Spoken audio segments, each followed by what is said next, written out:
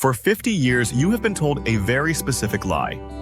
You have been told that this simple white crystals is the silent punisher.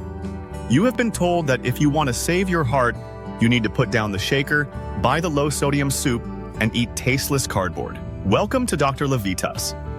But what if I told you that for the vast majority of human history, salt was considered so valuable it was used as currency?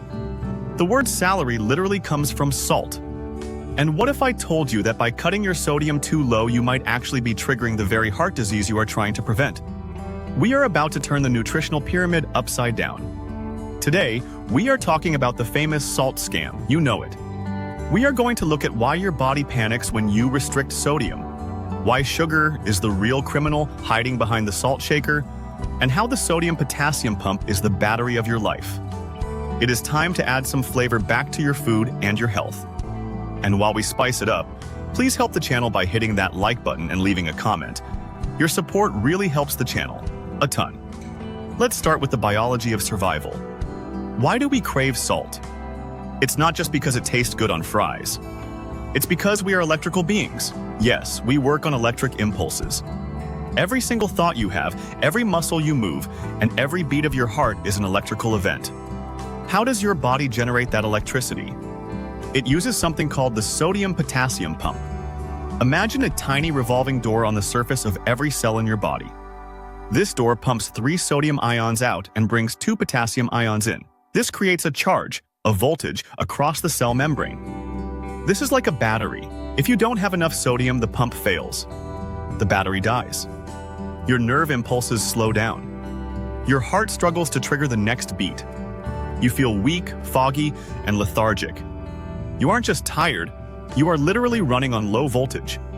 Now, the medical establishment says yes, it is true, but salt raises blood pressure. Does it?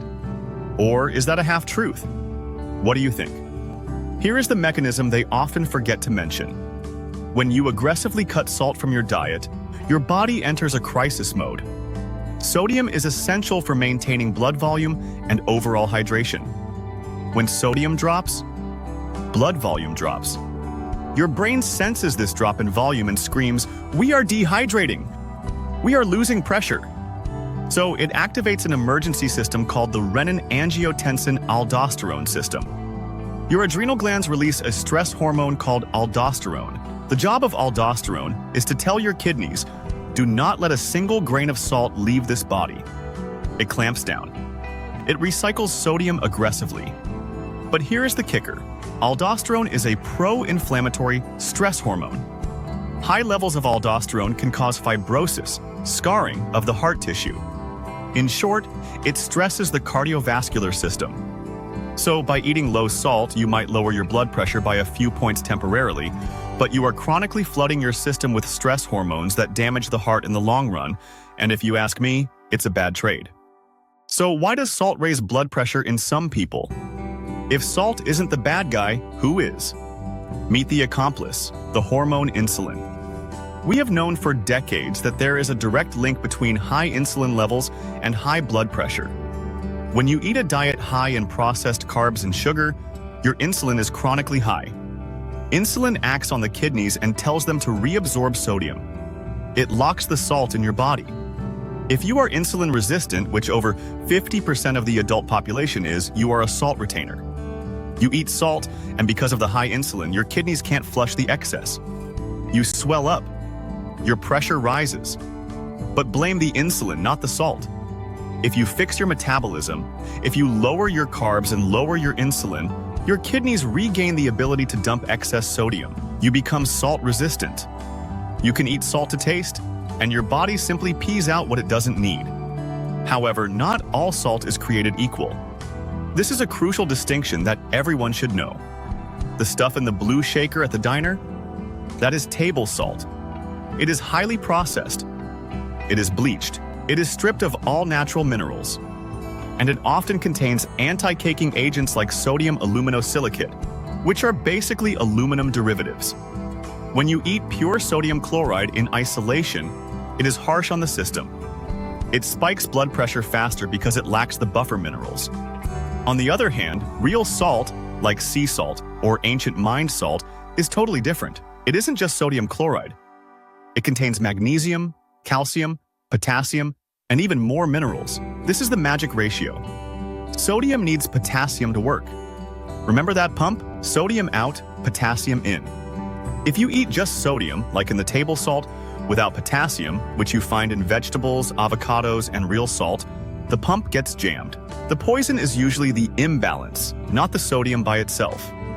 And we have to talk about context. The government guidelines tell a 110-pound grandmother and a 200-pound linebacker to eat the same amount of salt, less than 2,300 milligrams a day. That is about 1 teaspoon. If you are an athlete, or even just someone who works out and uses a sauna, you can lose 1,000 to 2,000 milligrams of sodium in a single hour of sweating. If you follow the low sodium advice and just drink plain water, you dilute your blood. This leads to hyponatremia. And the most common symptoms include headache, nausea, confusion, and in severe cases, even seizures. Yes, salt holds water. That is basic chemistry. You need that water in your blood to maintain blood volume. Think about your heart pumping. Is it easier to pump a full fluid volume of liquid or a thick, sludgy, low-volume liquid? When you have adequate sodium and hydration, your blood volume is healthy. Your heart pumps efficiently. Your cooling system, the sweating, works. When you cut salt, your blood volume shrinks. Your heart rate has to increase. It has to beat faster, just to circulate the same amount of oxygen. We call this cardiac drift. By denying yourself that real salt, you are forcing your heart to work overtime. So, what is the doctor's verdict? Now pay attention. Please do not hear what I am not saying. I am not telling you to go eat a bag of processed chips. That is a sodium and an inflammatory oil bomb. I am saying that if you are eating whole foods like meat, vegetables, eggs, and fruit, you do not need to fear the salt shaker. Your body has a built-in salt thermostat. It's called your taste buds. When you are low on salt, food tastes bland. You crave it. That is a biological signal, not a sin. When you have had enough, salt starts to taste repulsive. Trust that signal. Trust your body. Here is the takeaway. We need to stop fearing the crystal and start fearing the sugar. If you want to optimize your internal battery, focus on the sodium-potassium ratio. Here is my challenge for you. Stop worrying about the salt shaker for 1 week. Instead, worry about potassium. I want you to add 1 high-potassium food to your diet every day. An avocado, a sweet potato, some cooked spinach, or even a banana. Get the potassium up, keep the insulin down, and salt your food until it tastes good.